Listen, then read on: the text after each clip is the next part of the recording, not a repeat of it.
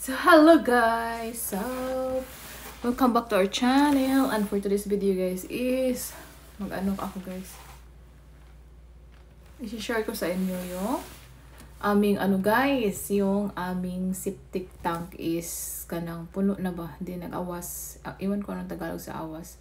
So puno na siya guys, and then nag-awas. So pumunta na dito yung plumbing ba tawag nila. So, pumunta na dito yung plumbing. And then, wala si Mr. And then, sabi nila is malalim daw yung bangag. Ano ba tawag sa bangag? Basta malalim daw. So, kailangan nila ng machine. So, umuwi sila para magkuha ng machine. And then, wala kasi si Mr. dahil meron siyang kailangan tapusin na trabaho.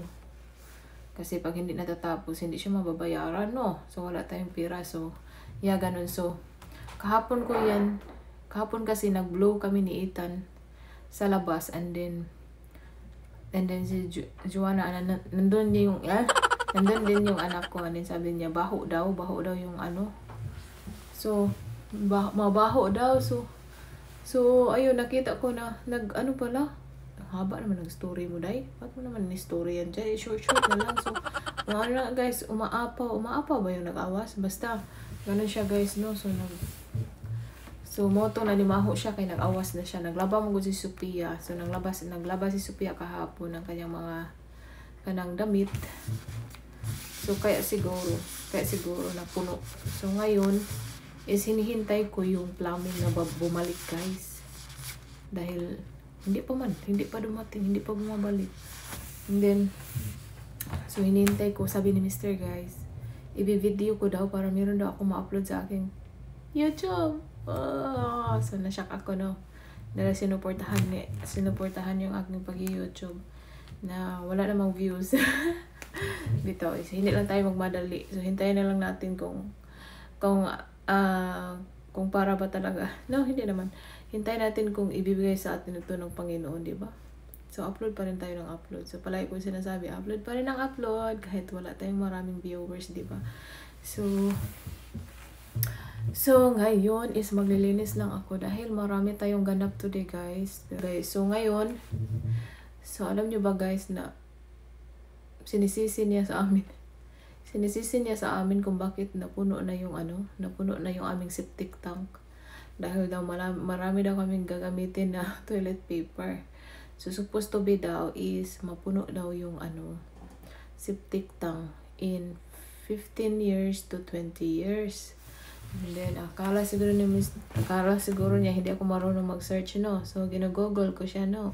So, yun, ginagoogle ko. Sabi doon is 3 to 5 years. So, nakadepende kung gaano kalaki yung hole ba, yung bangag ba. So ayun. So, mga na yan, mga almost 4 years na yun bago nung lumipat kami dito. Yeah, mga almost 4 years na. So, tamang-tama.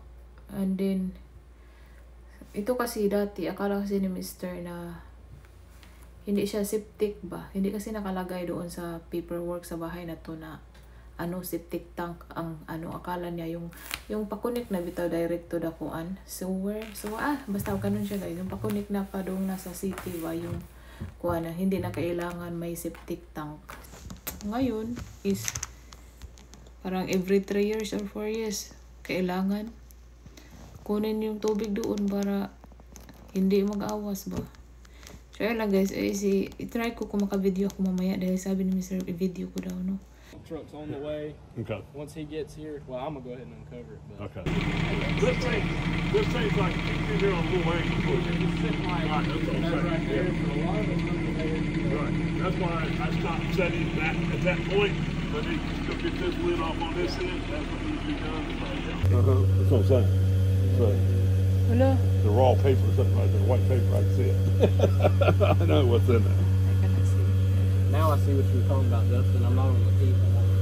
Yeah. The way that bucket's designed, it's not got real long teeth on it. It needs long teeth. Is what it needs. I can hear water gushing in from the house. Yeah. Yeah. I guarantee you.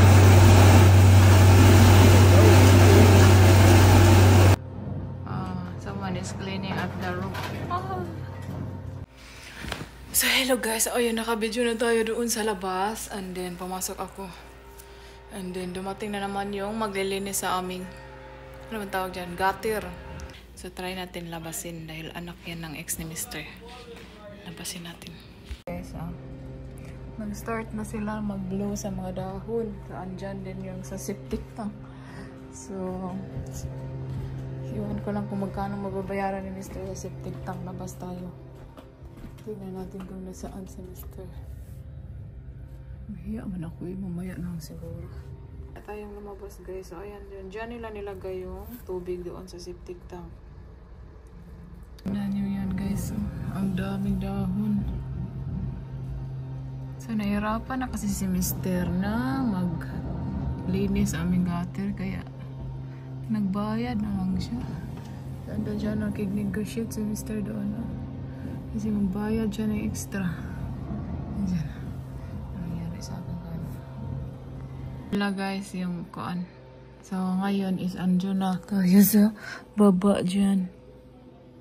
Our rope guys is clean na. Wala na dahon. Here. 150? Yeah, 150. My husband is broke. Me, I'm broke too. So guys, they didn't cover this one here. 150.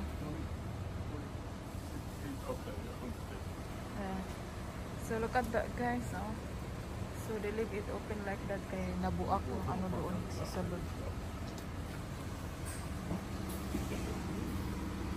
Huh? They blew shit all over their truck and washed the truck off. Oh man. Into the air, it stinks like shit.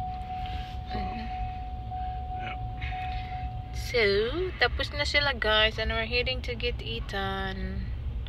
Ta-da-dang, dang, dang. It's raining. The weather is not good. So, it's raining guys.